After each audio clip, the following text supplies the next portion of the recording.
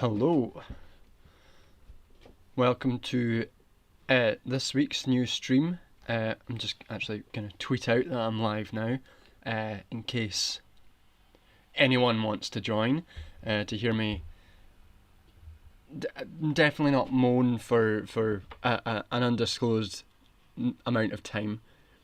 I'm a bit frazzled today because I've literally just finished writing for the day and writing this article that is kicking my ass at the moment. It's been quite fucking hard to write, which is about the neoliberal governmentality and how that's affected the UK government's coronavirus response. So anyone in the chat, hit up the chat to say to say if you can hear me or not. I'm always kind of paranoid about whether or not people can hear me, and I will tweet out that I am live.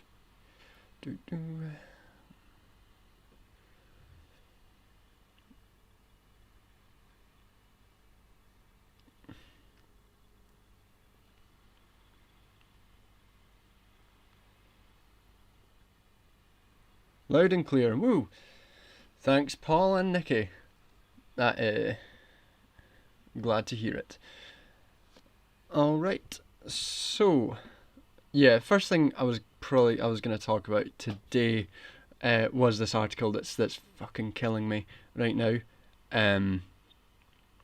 which is on like neoliberal governmentality and the coronavirus. Just give me a sec. Actually, I'm just gonna shove on that I'm live onto a Discord server that I'm on.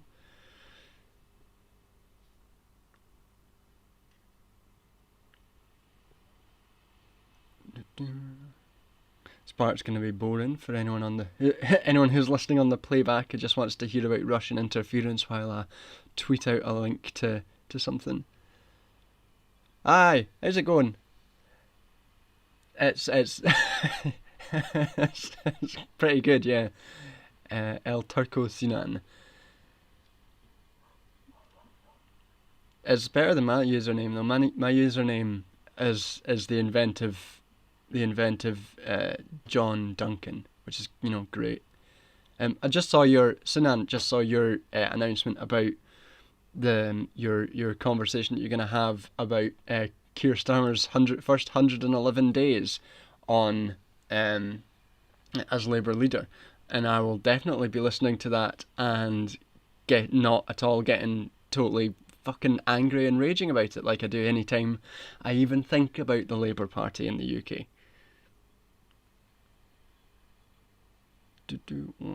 Where's the streams thing?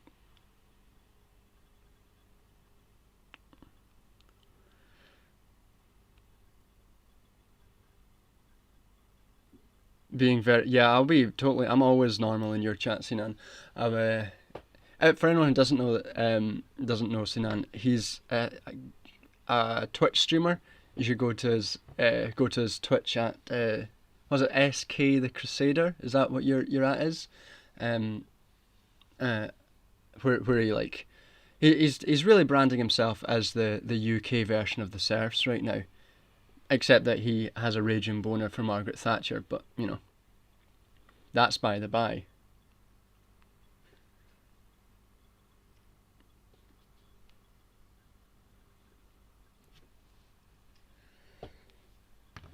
Alright, so let's get started with this. And things I've been in this article that I'm writing, lies, vicious lies. I should probably read out that is lies because people can't actually see the chat. But he maintains it's lies, but he can't help who he loves. Oh, you posted my stream in the server? Okay, I did it twice. Okay, never mind. So this article that I'm working on, essentially, the way that neoliberal governmentality has affected the coronavirus response, including in ways like through austerity, it's decimated British public, the ability of the British state to react to crises, and the decimation of the health service, the privatisation of NHS supply chains, and the ingrainment of that sort of governmentality into the state. That bit was all really easy, and now I'm writing a bit on the specifics of the unfolding coronavirus crisis, how things like the lateness of lockdown being initiated, and the way that furlough was late in being initiated, and the gaps in furlough all reflect this kind of governmentality, and that's really hard. And I've noticed that the reporting on these stages of coronavirus have been really, really shitty. Like, no one's asking, and I noticed this at the time regarding like the wider political context. I did that video on austerity, pandemic, and neoliberalism, which sort of, in which I was frustrated by the way that media wasn't talking about, the wider context of austerity and how that had destroyed the ability of the NHS and of the state to properly deal with coronavirus, with like massive underfunding and lack of nursing and lack of doctors and lack of hospital beds, all that stuff. How no media outlet was bothering to talk about this. It was all about like a once in a lifetime crisis that no one could possibly be prepared for. And then so I spoke about that in the video I did on austerity, pandemic, and neoliberalism. But the other dimension that seems to be missing is like people talking about why the government was slow to institute lockdown. Like, it all seems to be on, and like any left wing stuff is about like government incompetence. Like, Boris Johnson's incompetent, so he's really fucking this up. Look at him, he's bubbling off, and absolutely no interrogation of any structural reason about why the government was acting in these particular ways of incompetence. Because incompetence isn't enough. You can be incompetent in a number of ways. You've got to try and figure out why people are incompetent in these specific ways. Why the lockdown took so long to institute, and the specific language that Boris Johnson used, and things like the March 12th public statement in which he said that it's on all of us to come together. It's the responsibility of all of us. We should come together and support everyone around us to make sure that we get through this once in a generation coronavirus issue. And then and we advise that this March 12th statement, he said, this is a once in a generation health crisis. Therefore, we are advising the people over 70 not to go on cruises and not to go on international school trips. Like, fucking great one. Great, cheers Boris. Like, that's gonna help. Thanks for giving us that fucking nugget of wisdom. And like, that is incompetent, but it's a very specific way in which that incompetence sort of expressed itself. And no media outlets seem to be particularly interested in interrogating why that sort of incompetence existed and why it was going in that sort of way. Sinan saying Vietnam was pretty prepared, as it turns out. Yeah, I like Vietnam. Vietnam did pretty well. Loads of places did pretty well. Much better than the UK. The UK seems to have done uniquely bad, even in like when compared to the US. I think the UK still has a higher per capita number of deaths due to coronavirus than the US. And that just can't, like, lots of people are incompetent. Donald Trump's incompetent. They're incompetent, but they're incompetent in specific ways, and you've got to try and interrogate why that is. And the lack of proper media questioning of what this incompetence means and why it exists and why it expresses itself in these particular ways has made researching it incredibly fucking difficult.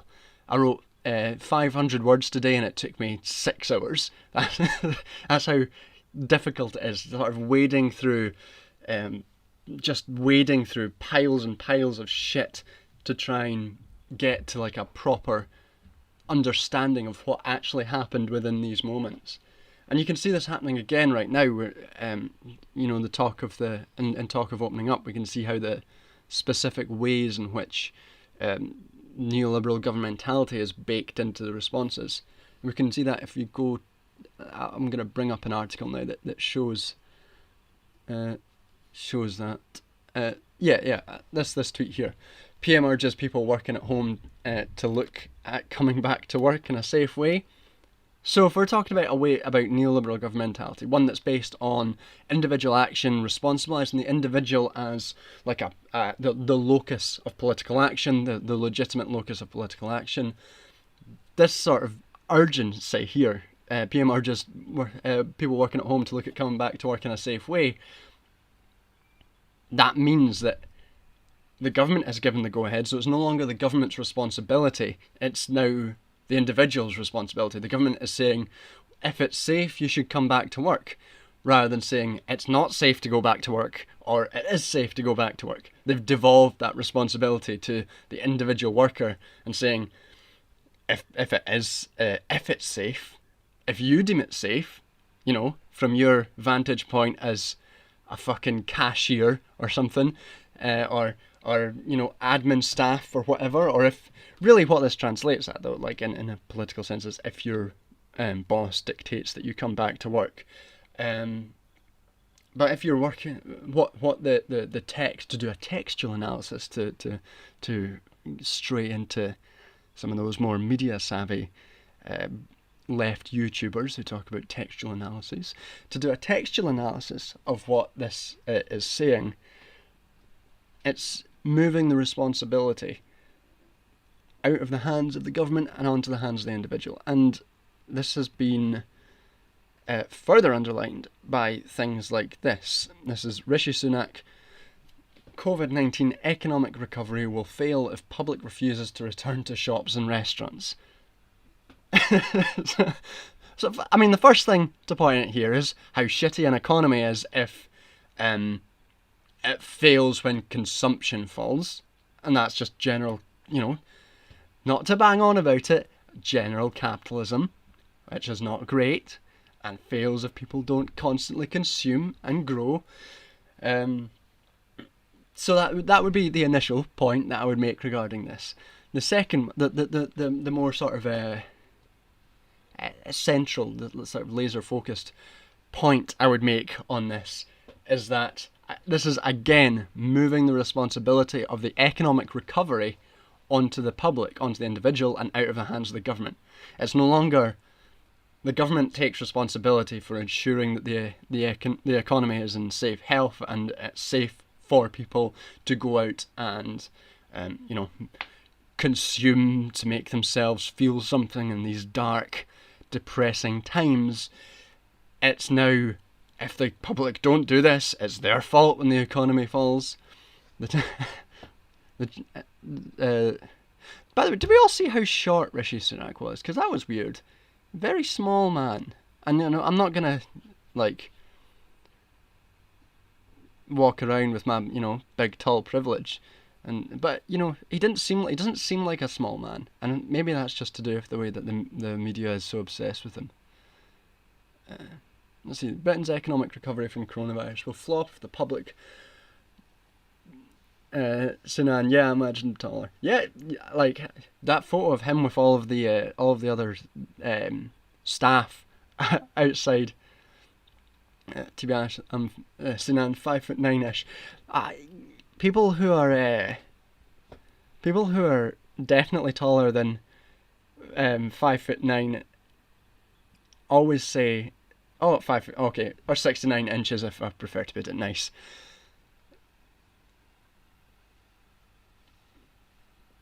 Yeah.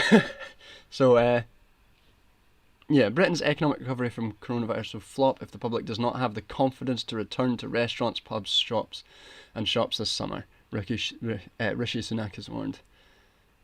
The Chancellor insisted that his "eat out to help out," the best slogan that anyone's used for politics. Like, eat out to help out, just beaten by give a blowy to help the economy. Does that rhyme? Sort of. The Eat Out to Help Out vouchers for half-price restaurant and meals will be a crucial element in supporting businesses and saving jobs. I mean, I like the idea. The specifics of this voucher, which were you get £10 off. What was it? It sounded like a paid promotion at like a shitty, the world's shittiest takeaway. It was like get £10 off. get £10 off all meals of up to £30 at participating restaurants on certain days during August. And if that's what you're offering to people to make them feel safe and able to go and consume to ensure that the economy survives, maybe that your plan is fucking shit. Just a thought. Paul Singleton, aren't markets supposed to handle all this? Like, aren't they supposed to innovate to get custom and not expect people to spend their dying wheezes keeping the high street afloat? Oh man, you would think, but you know, this is just it's probably just a market failure. You know, it's a market failure with too much government intervention. We need less government involved in this coronavirus to ensure that it works properly. Or maybe, I don't know, maybe the externality of a massive global pandemic isn't good for a fragile system built on consumerism and constant growth. Who knows? One of those two things. He even says it. Mr. Sunak claimed that because the UK, which is heavily dependent on services, has a consumption-driven economy, then it's essential for Britons to overcome their fear of infection and begin taking advantage of schemes such as the meal vouchers and the cut in VAT for hospitality industries.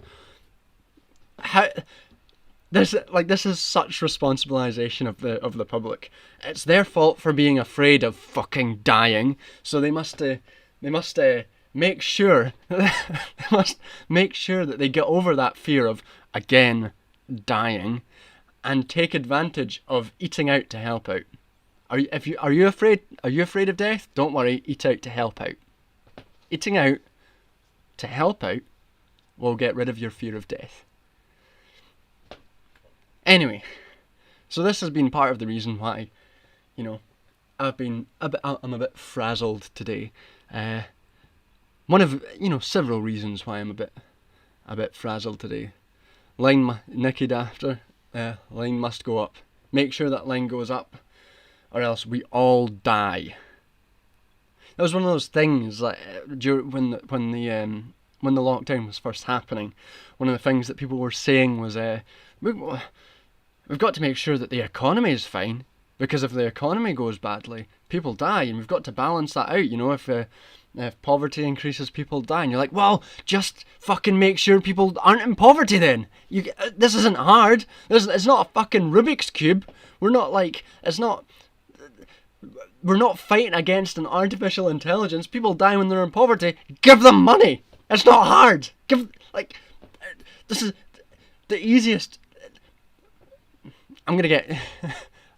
I would simply end poverty, said Sinan. Yeah, I mean, like, I'm not one to bang on about universal basic income because it's flawed in a number of ways in normal times. Like, if you give everyone universal basic income and while rents are in constant control of dickhead landlords, they're just going to raise rent to eat up the universal basic income, and it's going to necessarily keep people in poverty. But during a crisis, when you could reasonably offer a rent holiday to millions of people in rent, and by the way, this is me using my sensible and forensic framework, which doesn't, you know, abolish capitalism. This is the framework I would use if I was a social democrat and maybe, say, the leader of a large social democratic party. What I would have done is offer a rent holiday along with the mortgage holiday you already offered, then offer a universal basic income to ensure that no one fell through the cracks of your generous yet patchy furlough scheme system, and ensure that it could be claimed by anyone, including students who also need to work to make sure that they survive, but whose casualised work has completely fallen through the cracks in this sort of system. And then I wouldn't rely on my patchy and poorly designed universal credit system to catch all of these people and make sure that they don't, you know, fucking die. I was reading a report the other day about childhood malnutrition, and it's something like doubled along with evictions and and rent arrears since last year. The rent arrear, the amount of people in rent arrears has doubled since last year, and because there's nothing to help them, and the law in the UK is if you go into you say poorly designed, Nicky Dafton, you say poorly designed, but UC is doing exactly what it's designed to do. Yeah, I mean, yeah. If anyone doesn't know, universal credit is specifically designed. I talk about this in the article. Universal credit is designed to be a responsibilizing, neoliberalizing form of welfare. It's specifically designed to make people enter the workforce as low-paid individuals in jobs that are below their skill levels, or if they don't meet specific responsibilities, like applying for jobs for 35 hours a week, going to a certain number of job coach interviews, then you get your benefits scratched. And it's encouraged to stop people claiming it and to stop people being on it for any length of time, and for like a couple of reasons. First being like what I'm talking about in the article about neoliberal responsibilization, which forces people, like makes people the ultimate actor in the ultimate responsibility in their in making sure that they've got a job, not the government's responsibility for providing jobs, but the individual for finding them. And the second is that it acts as a sort of in a Marxian sense, as a reserve army of labour to keep wages driven down. It's a good thing we have a minimum wage, because if we didn't, then wages would be, I imagine the lower end of wages would just be decreasing, and they would have been decreasing for a long time because of programs like this. But what UC wasn't designed to do, what universal credit wasn't designed to do, was it wasn't designed to be a safety net for people. Like, it wasn't designed in the way that welfare was originally designed in the sort of post-war consensus, as a safety net that people could claim if they fell down on their luck and were unable or lost a job, and they could claim benefits. What it is now is a way to make sure people don't really have a safety net, and that they don't claim or expect a safety net. So that doesn't really help in a global pandemic where your ability to look for work is zilch. You've got no ability to look for work. And the government did get rid of the claimant commitment for universal credit, which stopped people from, which was one of the things that made people, like, if you didn't meet your claimant commitments, you're like looking for work for 35 hours a week, your benefits were stopped. They've shelved that for now, but they're bringing it back soon. But that still doesn't, help the structural aspect of it, and the fact that it wasn't designed to accommodate hundreds of thousands of new claimants really quickly. So I don't know if it's doing exactly what it's designed to do in this pandemic, but it's definitely not designed to as a social safety net. So it's shite. Universal credit. It's Philip Alston in his 2018 report described the rollout of universal credit as a human rights catastrophe. So that's how great universal credit is. So yeah, this is my days. This is what I do with my time. I just get fucking angry and frustrated about things, and then post about it. The other thing that's got me angry and frustrated today, I'm pretty worried about my future career prospects, is these coming out of the coronavirus, the lockdown, and the upcoming fucking global recession, possibly depression, that we're going to enter into, which is obviously going to affect universities really hard, because there'll be things like universities, as throughout the neoliberal era, have been further commodified and turned into markets and encouraged to be making money, which has meant that they've there's been lots of investment in business schools and also investment in overseas and particularly Chinese students, because they can charge those students loads of money.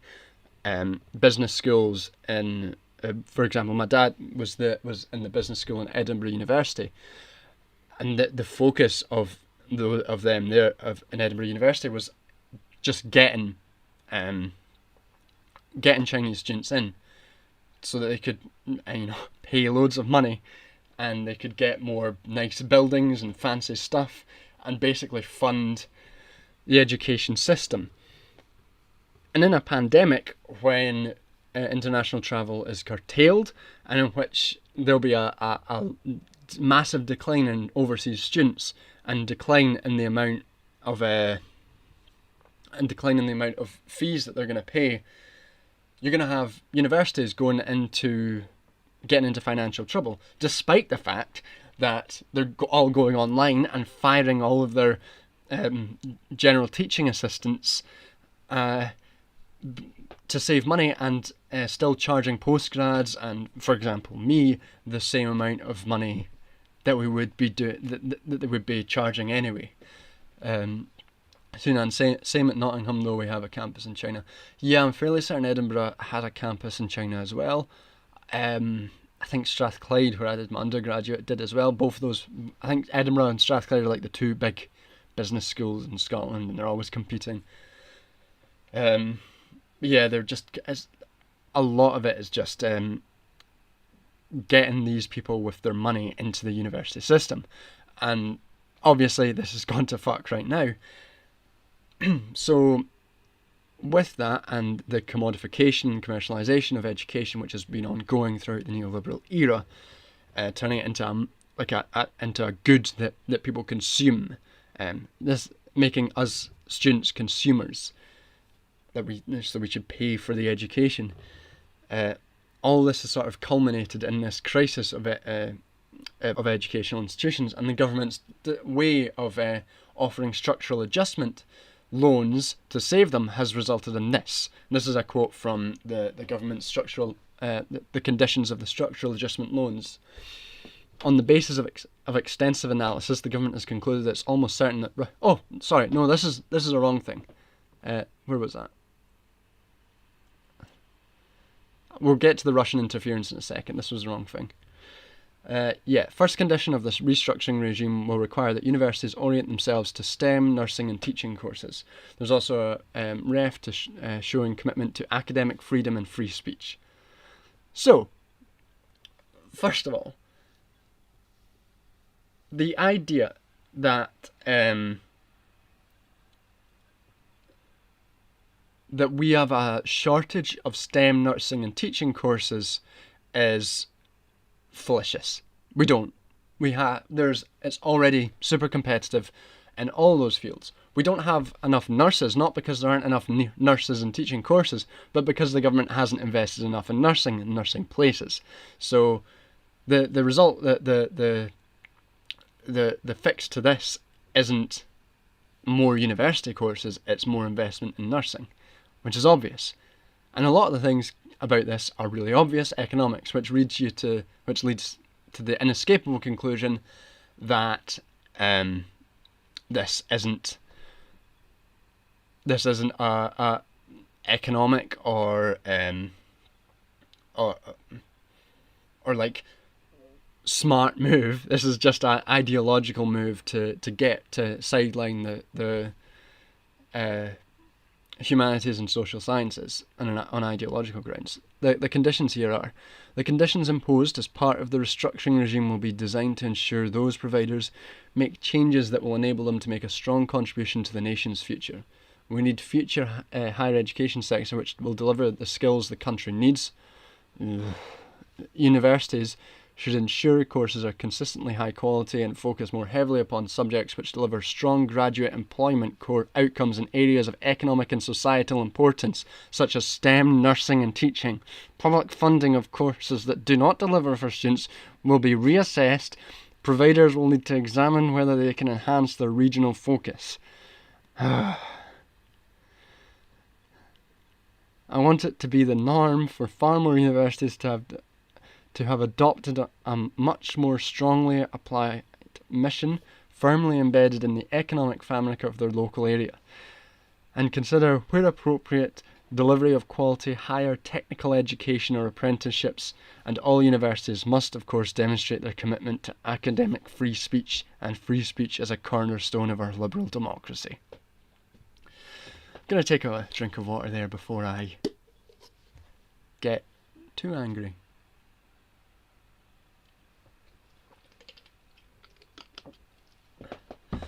So free speech. There isn't an issue of free speech on university campuses. There just isn't. This is just a way to ensure that universities platform far-right speakers and don't deplatform people like Amber Rudd, who's responsible for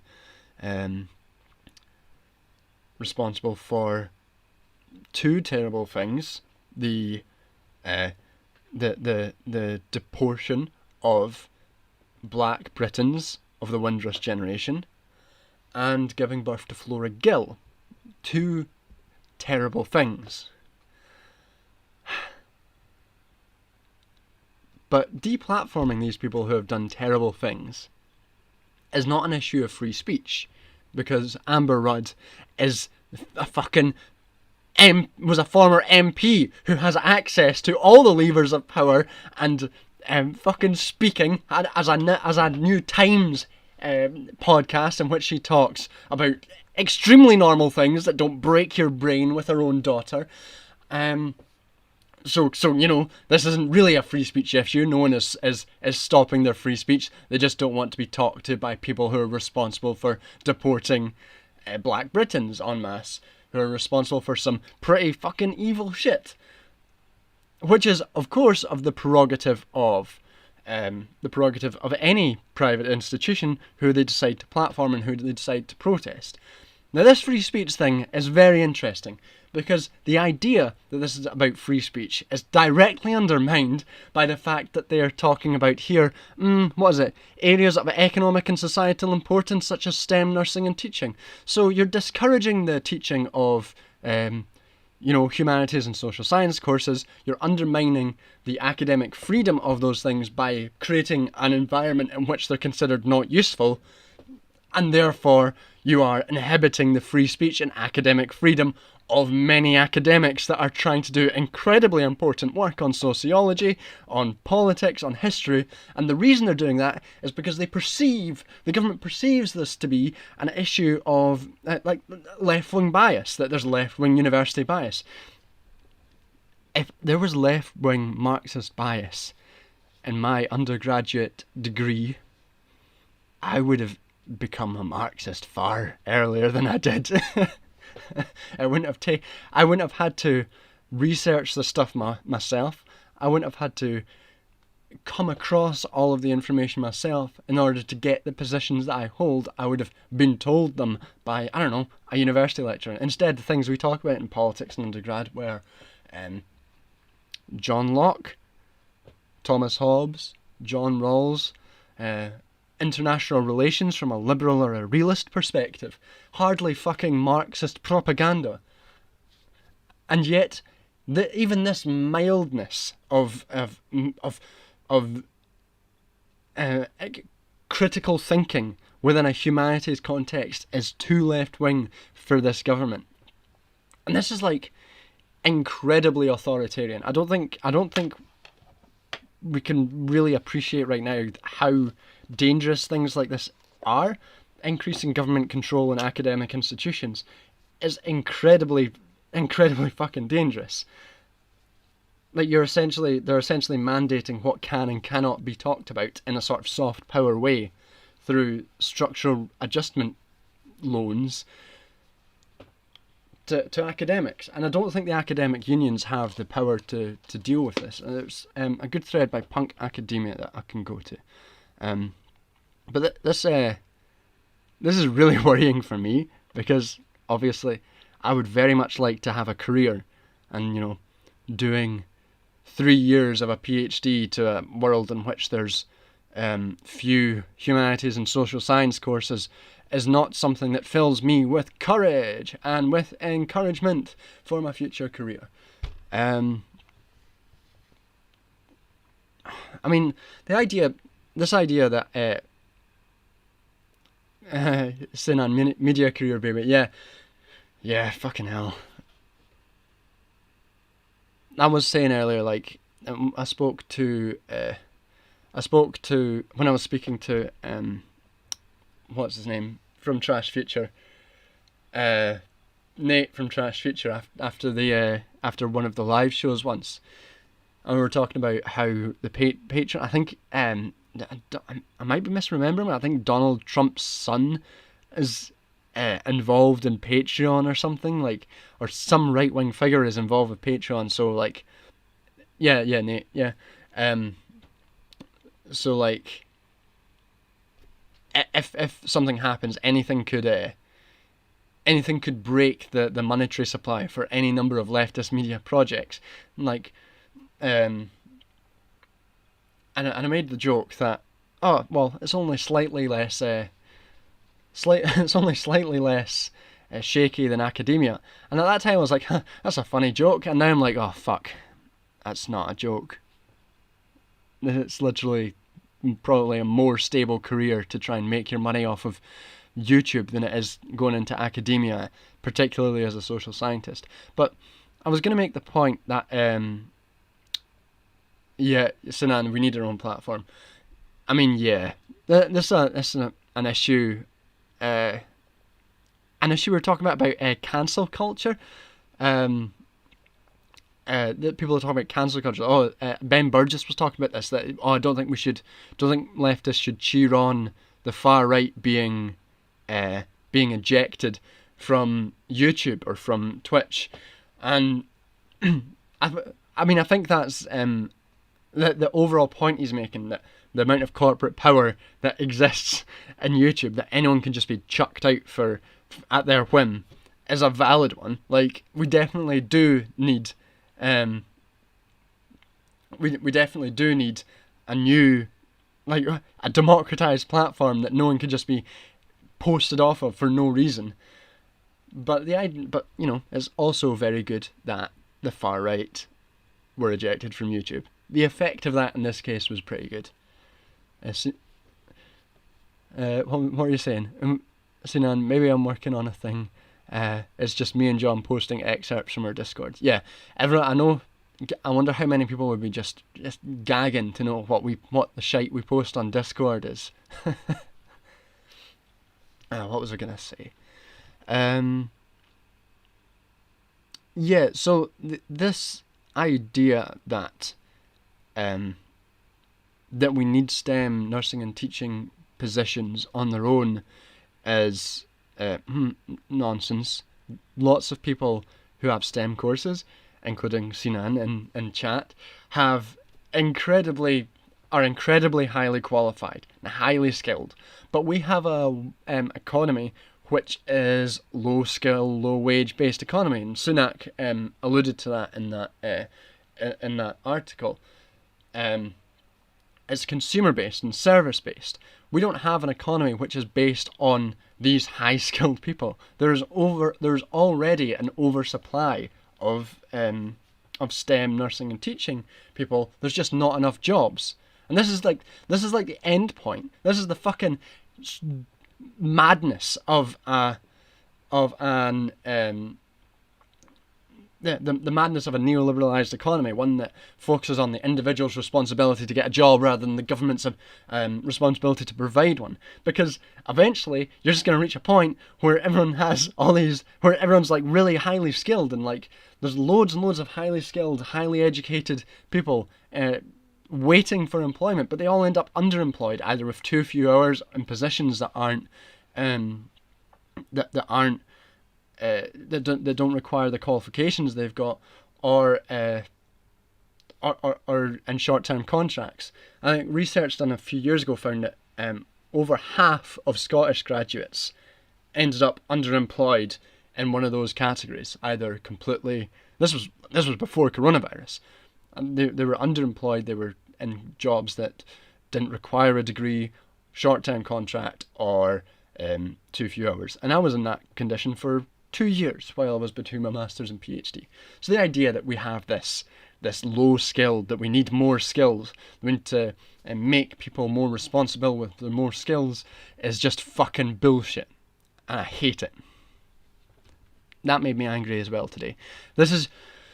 Maybe I should just make a show called Things That Made John Angry Today, because it's going to be like constant. Sinan, maybe if we had a Green New Deal. Yeah, wouldn't it be nice if we had a government that... a government that we could have elected in December that would have had answers for these problems.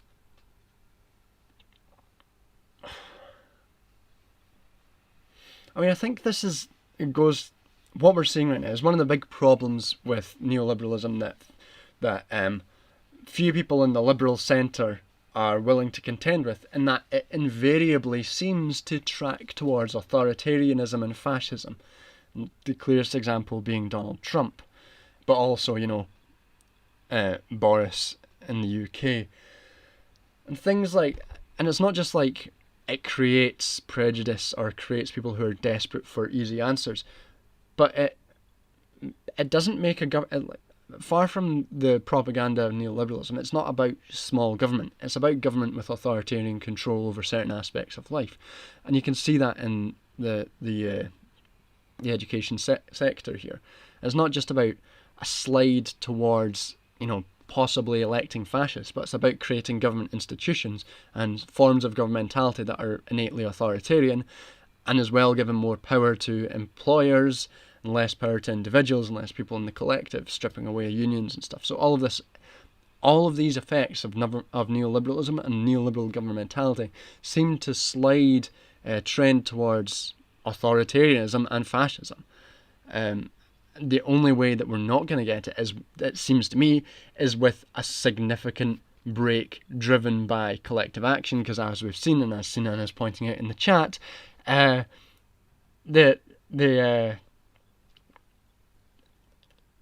state will not allow a break away from the current forms of governmentality through state structures themselves, and we've seen that with the Labour Party.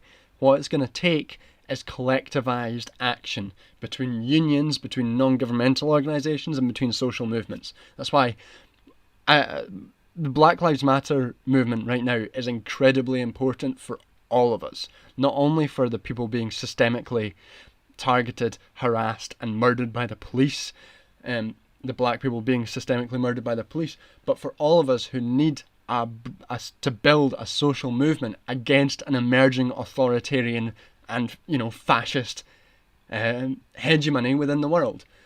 You can imagine how as Sinan saying, as my dad told me, don't go to the ballot box to abolish capitalism. He's right. I mean, it's not to say don't vote, but voting is only ever going to be like a mitigating factor of maybe choosing which enemy you want to abolish. It's not ever going to be like vote and we're going to fix this system. This is going to require broad-based social movement action, including union action, and I hope the UCU, the University and College Union, has the strength and the will to stand up and oppose these government restructure loans. I'm going to go to a thread from Punk Academic to talk about this for a bit. So, Sinan, I'd rule to abolish Keir Starmer. Yeah, if only. He does have a great haircut though. What a guy! What a haircut! And this was the funniest thing I've seen of Starmer recently was that clip from the McLibel thing where he's trying to save a document and just has no idea how to do it and throws a wee hissy fit. That was very funny to me. So this thread, Punk Academic. Punk Academic's a good account to follow. By the way, if anyone's looking for good accounts to follow. What's been proposed today is an end to recognisable vision of the university as it's generally been understood in the UK. There are different ideas of the university here. There have always been, despite views of some scholars. but still, and this has been coming.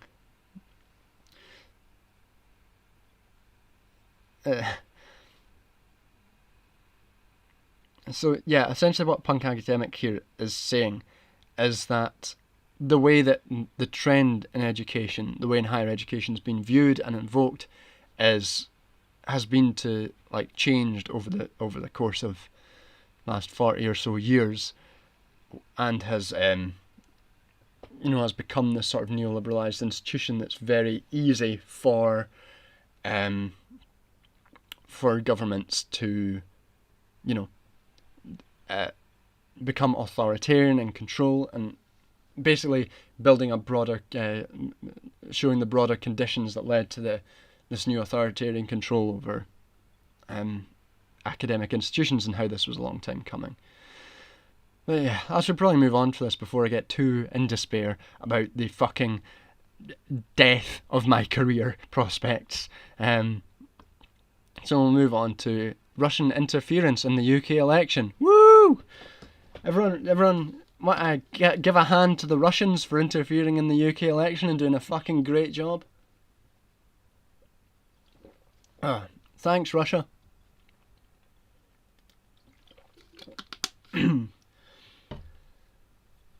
I'm just going to read out this wee excerpt from the Russian, the inquiry into Russian interference. I also would like to note the incredible quickness that I seem to dart around in topics on this. It's like, get whiplash, education, Russian interference, whoa! So, here was the thing I started reading out earlier before realising it wasn't the right thing. On the basis of extensive analysis, the government has concluded that it is almost certain that Russian actors sought to interfere in the 2019 general election through the online amplification of illicitly acquired and leaked government documents. Sensitive government documents relating to the UK-US Free Trade Agreement were illicitly acquired before the 2019 general election and disseminated online via the social media platform Reddit. When these gained no traction, further attempts were made to promote the illicitly acquired material online in the run-up to the general election. So for me, what the most important thing here is that the validity and veracity of these documents is not being questioned. The issue about whether these documents are accurate and true is not being questioned. So what happened is that there was, if anyone doesn't remember, during the 2019 election, in the debates, Corbyn, and one of the better moments of his debates, and they're relatively lackluster, but in one of the better moments of the debate, he brought out a prop, which was these UK-US free trade agreements, which included various things like including aspects of the NHS to be opened up to US markets, and so on and so forth. Boris Johnson completely denied that these were real, that these were true, that anything about this was true, despite the fact that they seemed to be true here. And it also emerged that accounts which had access to these things after posting them on Reddit had been sending them to British journalists, and who had been completely ignoring it, because as Luke's pointing out here, it's hard to read this as anything other than Russia believed the British media would do their jobs, but they were too busy running defence for the Tories. They had to boost the leaks another way, which is, I think that's pretty fucking funny.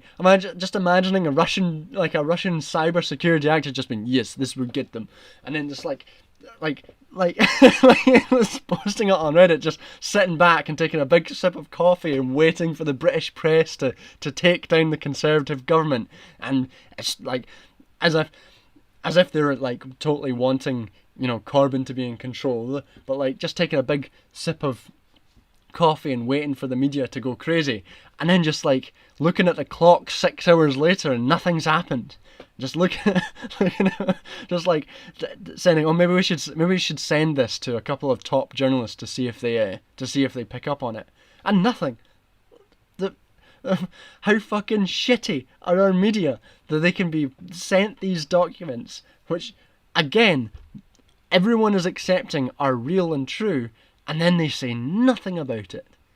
and the report here saying, not mentioning whether the documents are real or not mentioning the content of the documents, which again reveal opening up markets to US medical companies, and just being like, yeah, fuck, this was Russians. It was the Russians what did it. Paul Singleton, damn Russians pointing out what our government is up to. Yeah, it turns out the best journalistic force in our country is the fucking Russian government. That's like, that's how shit things are in the UK media situation. And that's what, like, man, it's been a hard day of getting wound up by things. I mean, sending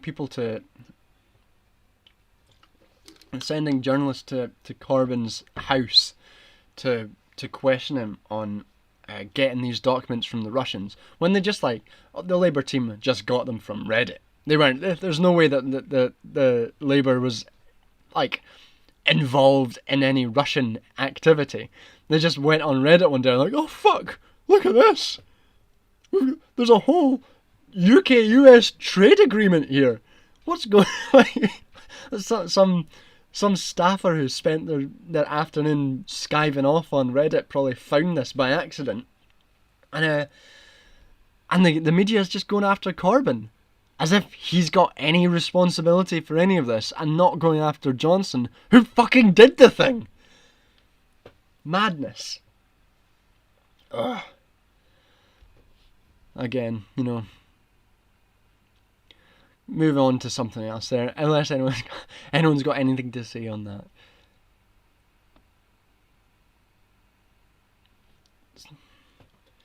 I got so animated there that when I opened my water bottle, I spilled a whole lot of water on my glasses. So give me a second to clean my glasses from being too wound up about the country. Sinan saying nothing other than fuck the press. Yep.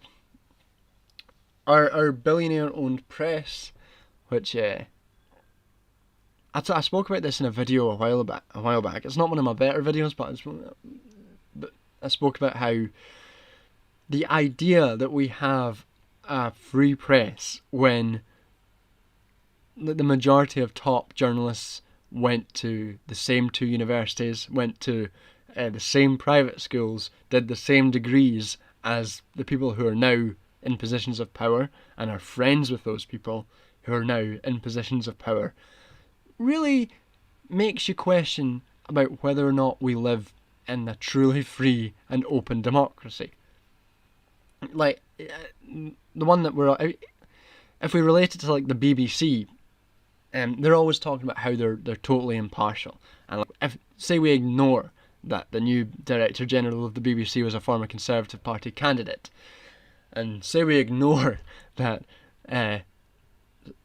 prominent figures within the BBC and within BBC politics have been in a revolving door to conservative media platforms. Say we ignore all of that. The idea that a bunch of people who are overwhelmingly from particular backgrounds, friends with particular people, and went to particular universities, the idea that those people are going to be unbiased in their worldview is a fantasy, and anyone who believes it needs to remove their head from the inside of their anus. Oh, I've got three more things I was going to talk about today, actually. Another thing that really annoyed me. One thing that really annoyed me that's gonna maybe go over a few people's heads if they've not seen it, but I'll talk about that in a second. Instead, let's talk about Piss Leslie. Love me some Matt Sarb cousin posting. So, Chris Leslie today, who people will, I'm sure, remember from his days as the former Shadow Chancellor at one point, and then Labour defector. That is the yes, and I'm saying it's the Piss Leslie Hour. Welcome to Piss Leslie Hour. So he's taken a position at at a mad private firm, which is strange because I thought a Labour MP, a former Labour MP, might have some,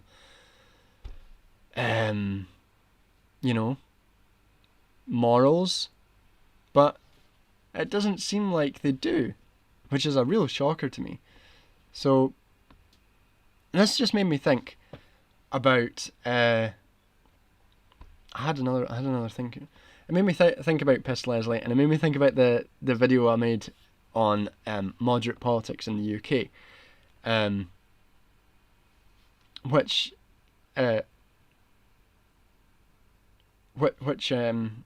featured a clip of Piss Leslie and me making fun of Piss Leslie by calling him Piss Leslie.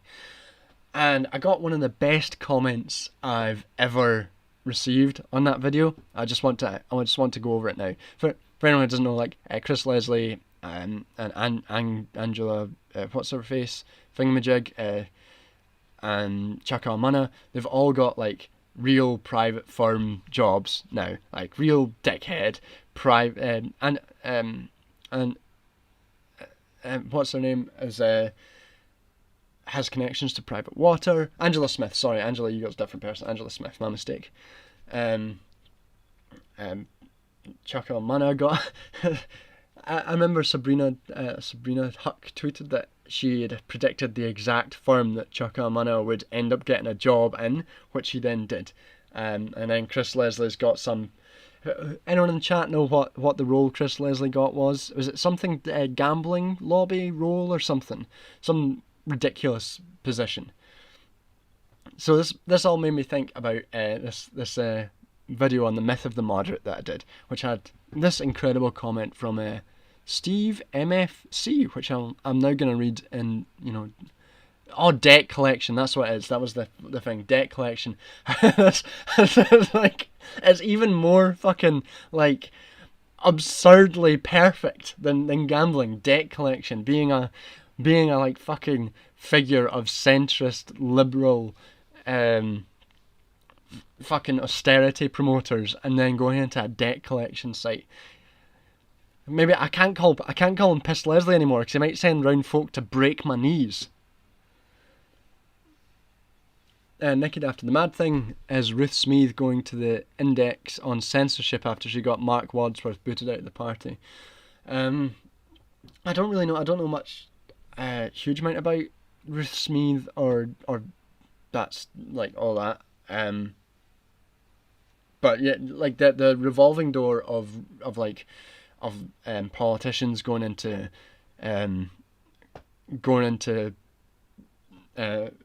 lobbying and think tank roles is absurd. It's like to appropriate a common phrase, revolving door, go burr.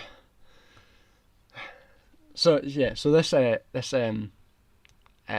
guy took issue with me talking about Piss Leslie and talking about his bullshit opinions. The clip that I played of Piss Leslie was something like him saying, "We need sensible, evidence-based policies, none of this mad ideological stuff," which is odd because like he promoted austerity, and as we know, austerity isn't based on any sort of evidence at all. In fact, the main piece of evidence that Osborne's austerity platform was based off of was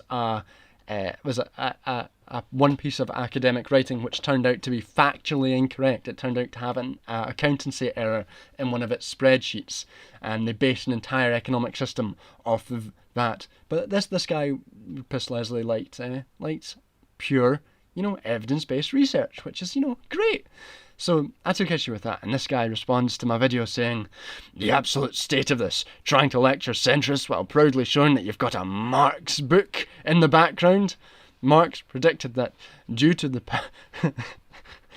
power that capitalists hold over workers, wages would fall to a level just high enough to keep the workers alive. To do the work to keep making the capitalists money. What actually happened was that wages rose exponentially, so that we now have a standard of living Marx could only dream about. And while the West was growing rich, the Soviet Union and China tried to implement Marx's teachings, but both countries remained poor until they abandoned communism and adopted capitalism in China and communism in the collapsed USSR. And despite all of the above being factual, we now have huge numbers of young people like yourself who think they know it all and make out as if we should adopt a bit of Marxism to elect the Britain-hating, Jew-hating, IRA-supporting, Hamas-loving communist Jeremy Corbyn, and we'll all live happily after, right? Just like to note in here, I very much enjoy how every single buzzword he managed to insert into there. Let's read that again just slowly. Elect the Britain-hating, Jew-hating, IRA-supporting, Hamas-loving, communist Jeremy Corbyn, and we'll all live happily ever after, right? I mean, yeah. Am I missing something here, Einstein?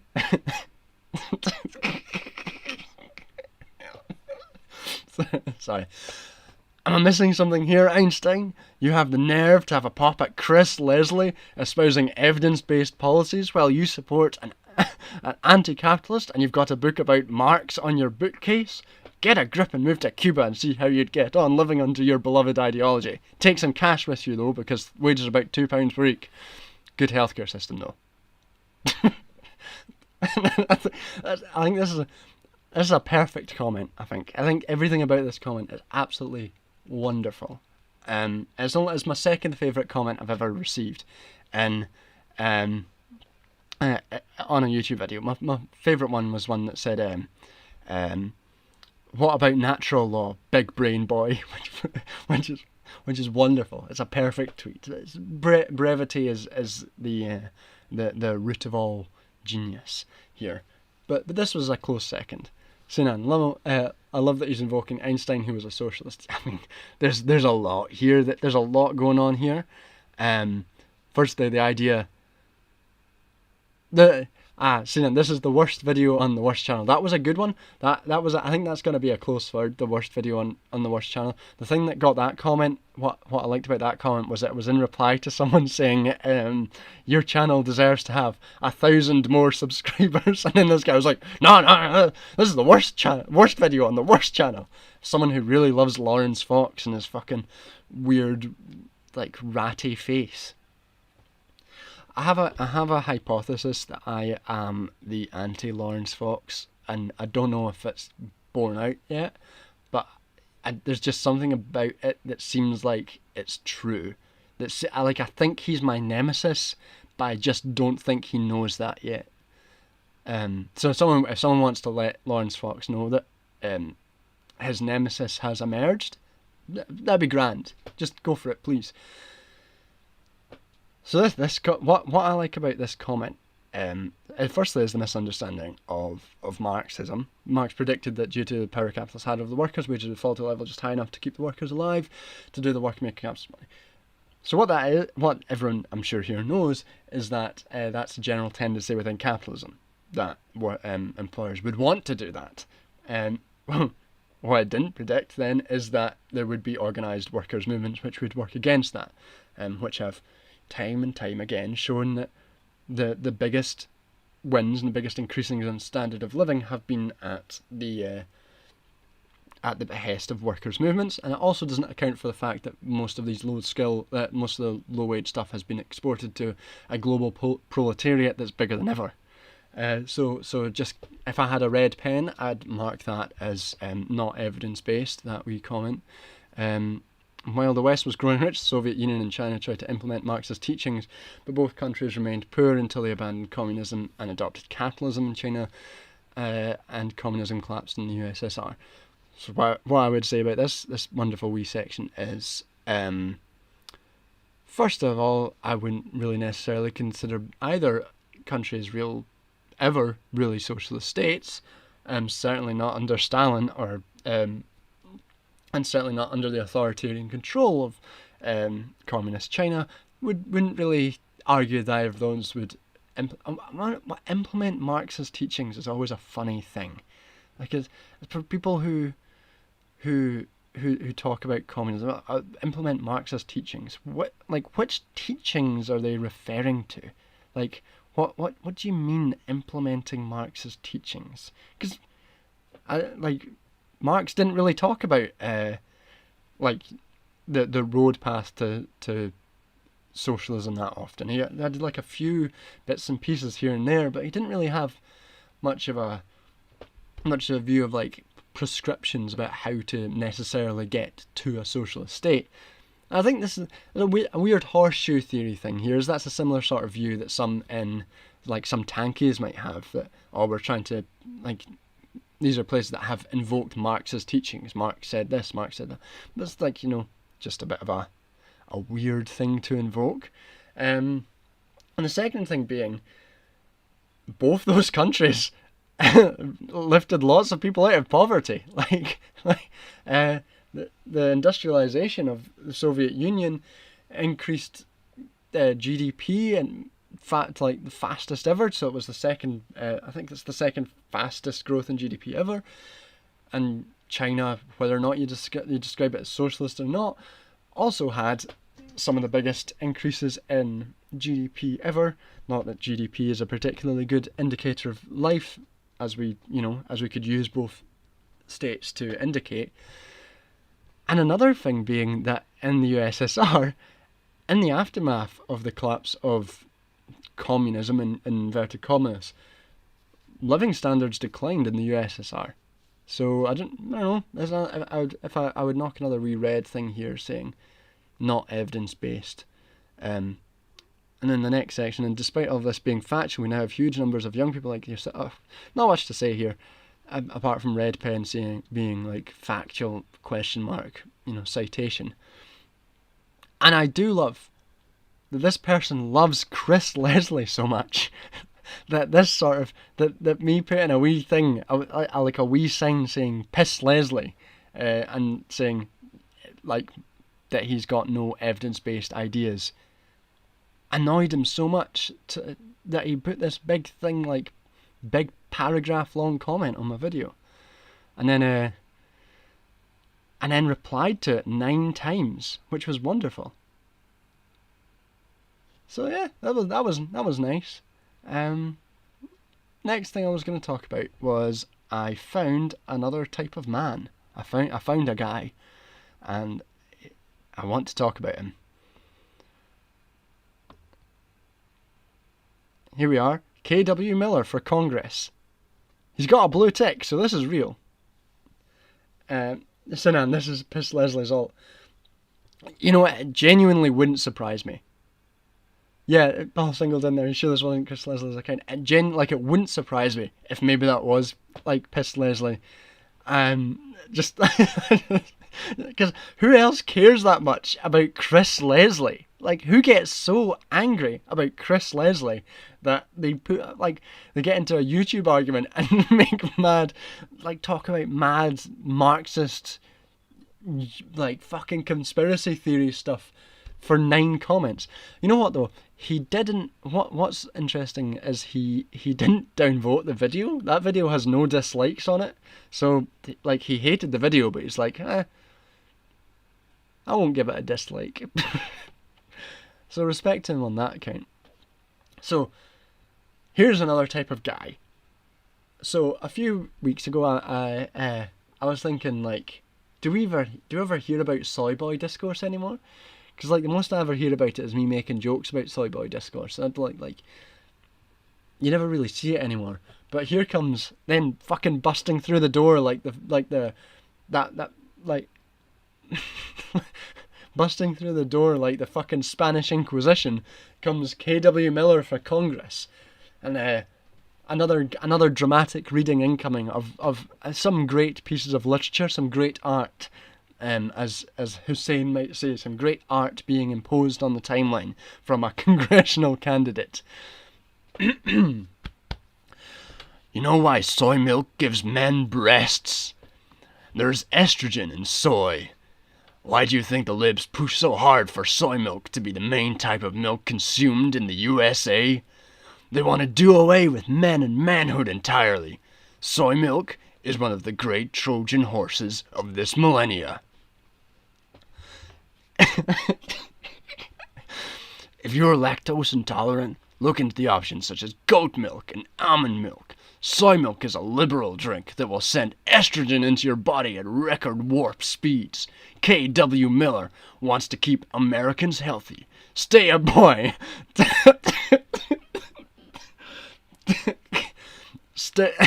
Stay a boy and don't drink soy. Fuck me. I want that on my gravestone. Stay a boy and don't drink soy. Fucking hell.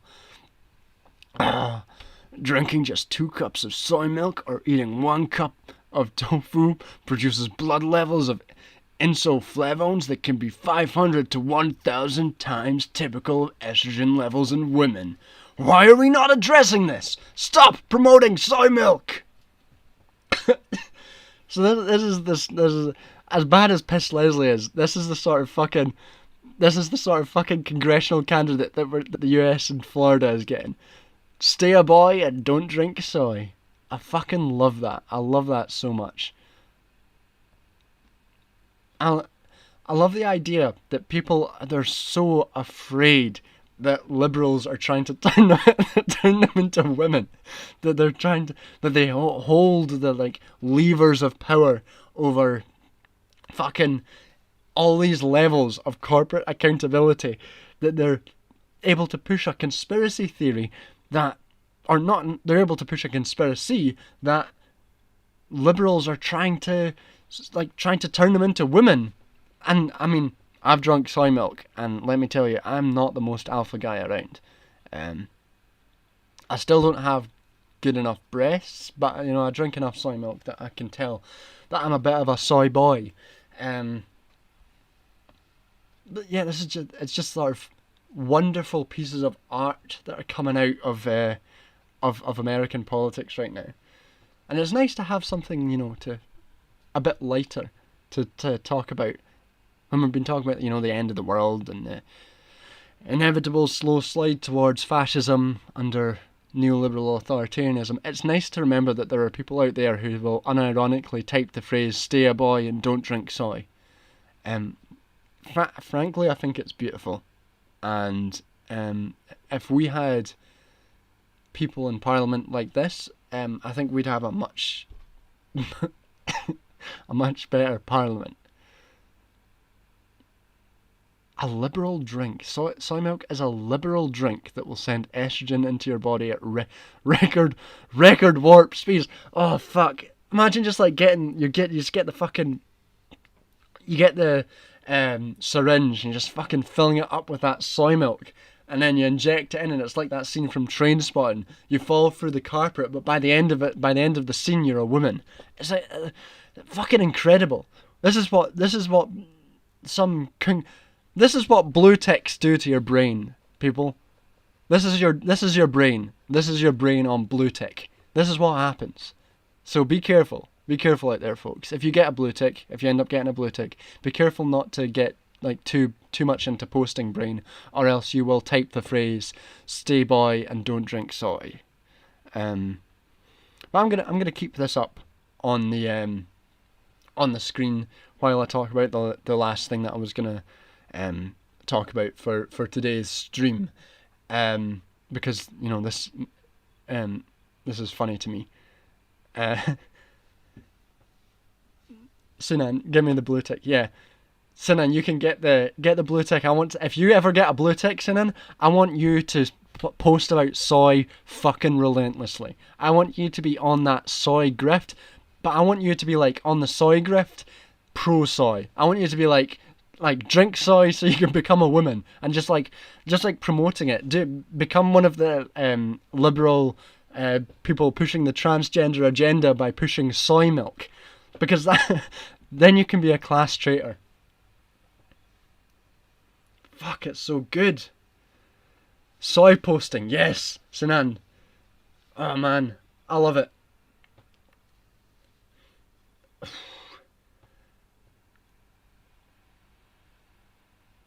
Rowan Lett.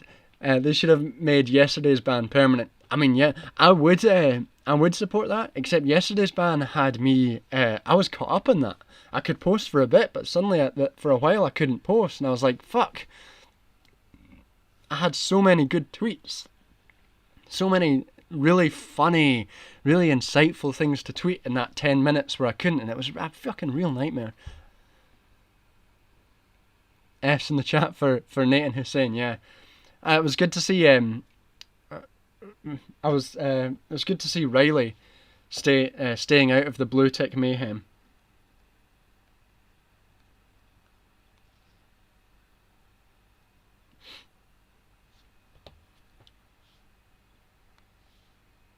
Yeah, it's what happens when you're a blue tick. It's a real a real problem for blue ticks that they end up posting about soy. It was nice to see Riley though living up the consequences of keeping it real. Like, that's what happens when you keep it real. You don't get banned from Twitter for being a class traitor.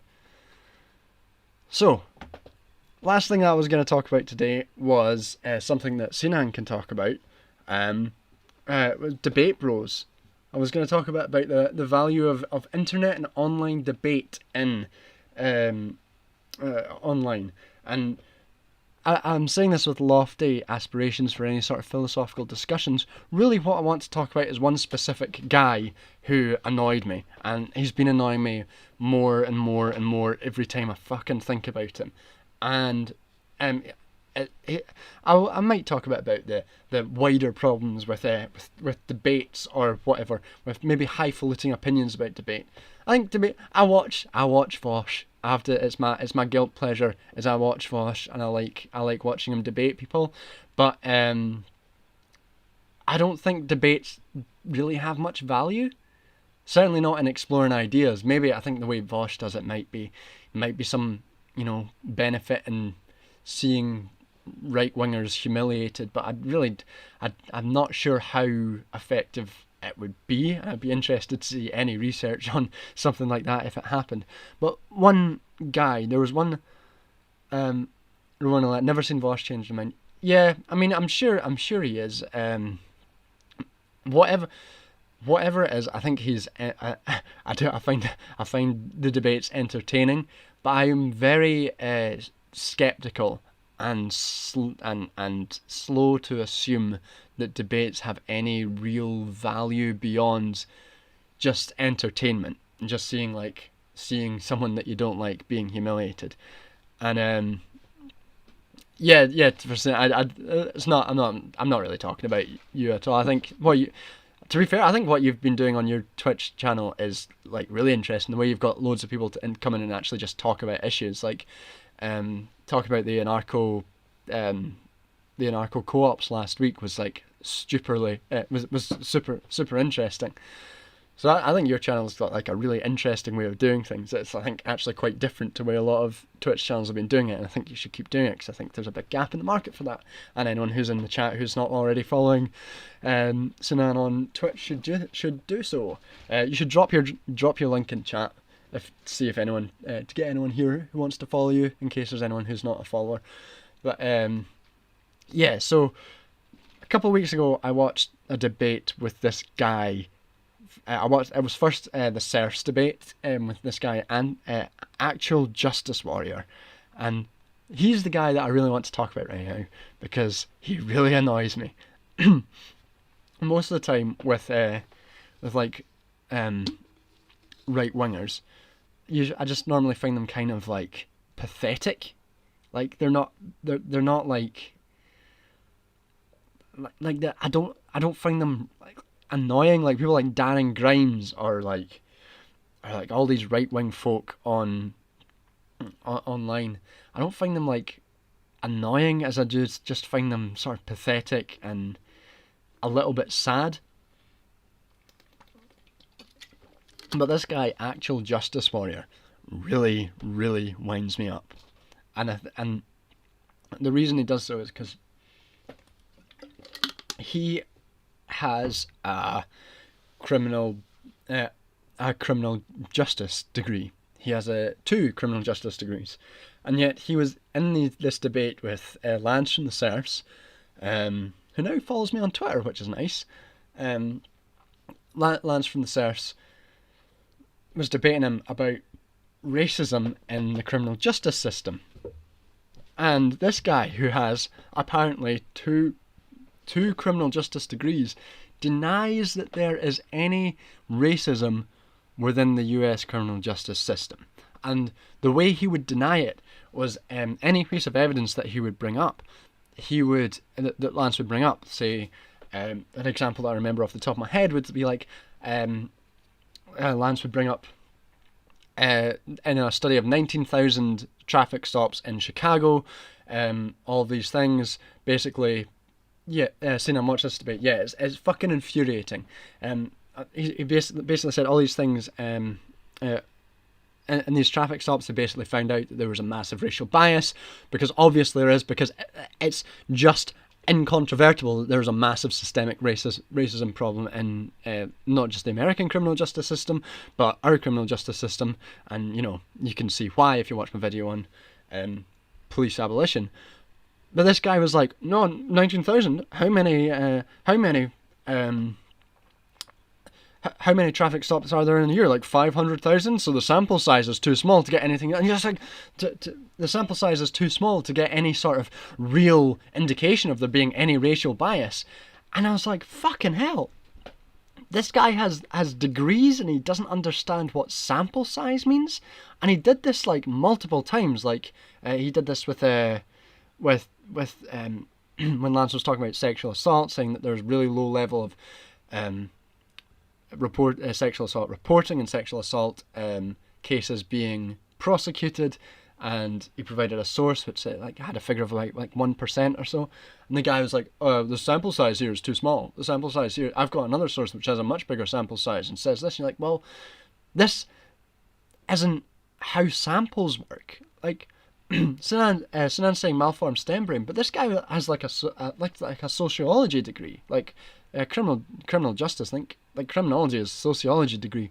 He should know this stuff. Like the way sample size works isn't that like you don't need to have a massive sample size that matches the population size to get a proper indication of what's true or not. You just need it to be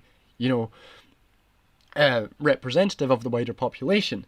And in a thing like traffic stops, 19,000 is fucking more than enough to get a representative sample of traffic stops in a particular area. Now, like, for comparison, the British election study, which is considered to be like a massive store of information, a huge sample size, has about like 2,500 respondents. And with those 2,500 respondents, you can get accurate indication of what the population of a country of the UK of 60 million people thinks, because that's how population works. And he did the same thing when he was debating Vosh, and he was like, he did that like with studies of transgender children, and they'd be like, oh, this study of transgender children found various things, no problems with puberty blockers or anything, all these studies. And it's like, but this was based on a study of a really small sample size. You're like, well, yes, there aren't that many trans people, so what's your problem?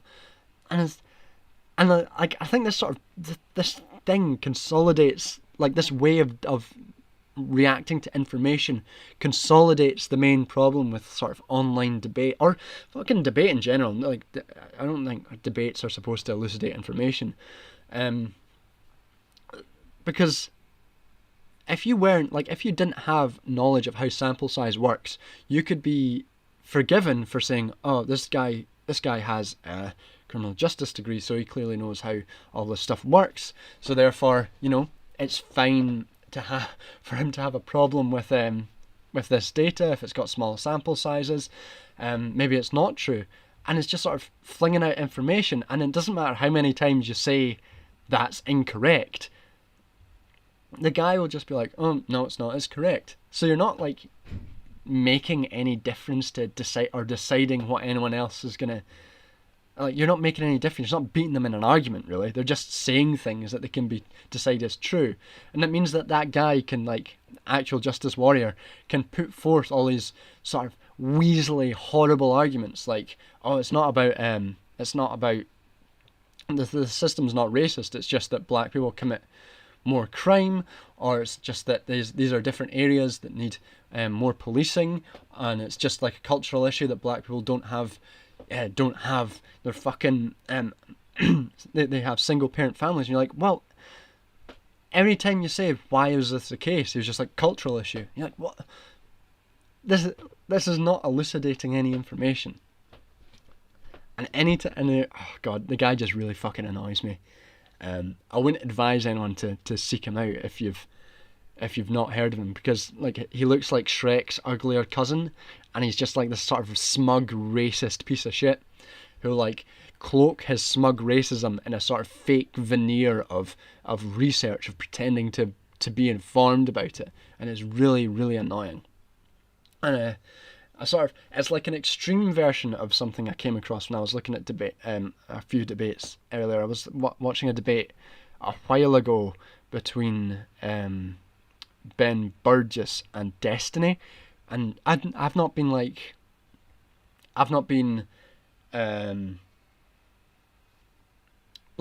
followed Destiny much. I've just sort of heard random things, that he's like this great debater who's so incisive and so quick and knows how to deal with people, and like you don't go up against him because you'll get destroyed. And in the first like 5 minutes of this debate with Ben Burgess, you start talking about how UK higher education was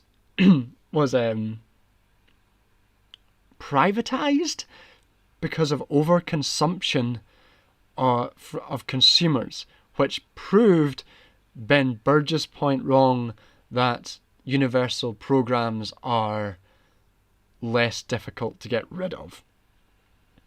And none of that made sense, and like, which would be fine if that was just like a minor thing that he like that he just referred to at one point in debate, but he returned to this over and over again, and it was like the linchpin of his argument, and it just didn't make any sense.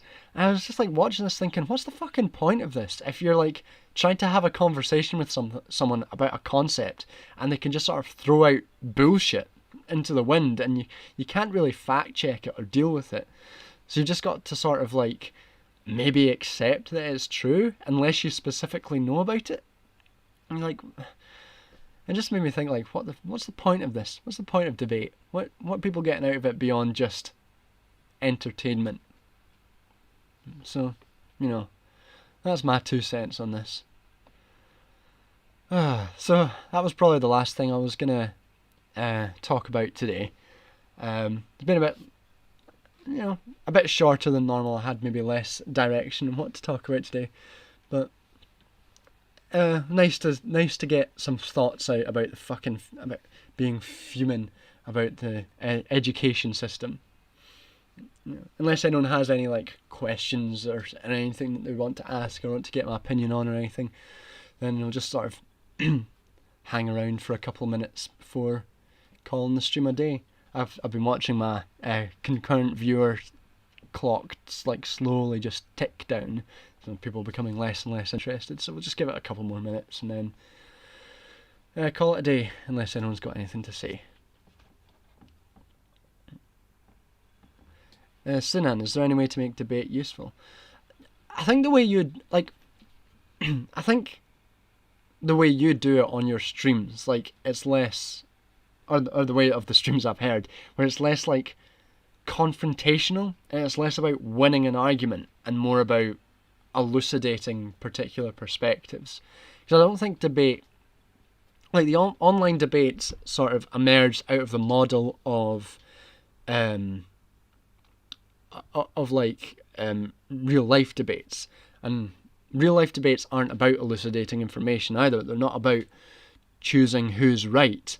Like, for example, I've done a couple of real life debates when I was working as vice chair of the Scottish Secular Society, and like when I was invited, the debates I was invited to were always things like religion is bad. This house believes religion is bad, and you'd be like, and I'd have to go there, and I wouldn't be arguing, and like I knew I was going there to lose a debate because I didn't want to argue religion is bad. I was just going there to get my message out.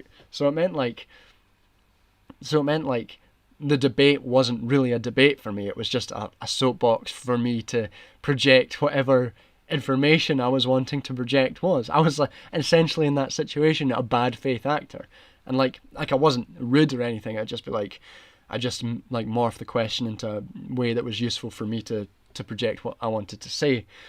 And I think that my action there highlights the risk of debate, that people aren't going there to necessarily engage in a conversation in good faith and elucidate, particular points. They're there to project what they're to either project what their ideological interests are, or they're going there to just, as a game, be right. And neither of those things are necessarily the best way to elucidate information. And yeah, like you're saying in chat, it doesn't have to be owned by facts and logic, which is good. I think that's the best way to go about it.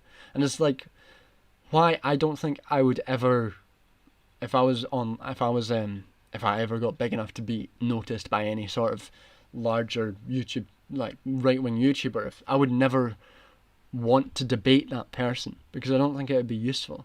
I don't think I'd want to talk to them either. But even if someone like, say I was talking to Vosh and he wanted to debate, I'd be like, no, I don't want to. I might disagree with you, but I don't want to debate. I'd rather just have a conversation with you to explore a point. I think that's a much more interesting way to go about online discourse. And I think, Sinan, the way you do stuff is more interesting in that sense. I've seen the Serfs. Serfs has done similar things about that as well. When he when I watched a video once when he called into Vosh to talk about various things, and he wasn't approaching it like a debate. He was approaching it just like a conversation. I think that's a much more effective way of going through these conversations. So yeah, I think that's how you'd make quote unquote debate useful. Just try not to treat it as a game or of owning people, but to treat it as just a conversation where you can elucidate information and explore different ideas and different conversations without fear of being owned by facts and logic. So yeah. So that's past 9:30 now. Bit shorter stream, but I think that's quite good. So call it a day there, anyone?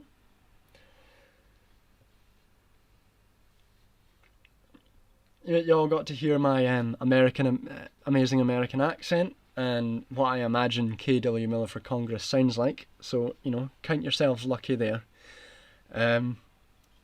I'll post the VOD of this whenever it's ready. So, cheers for coming along, and I'll catch you all in 2 weeks when I do the next stream. See you later.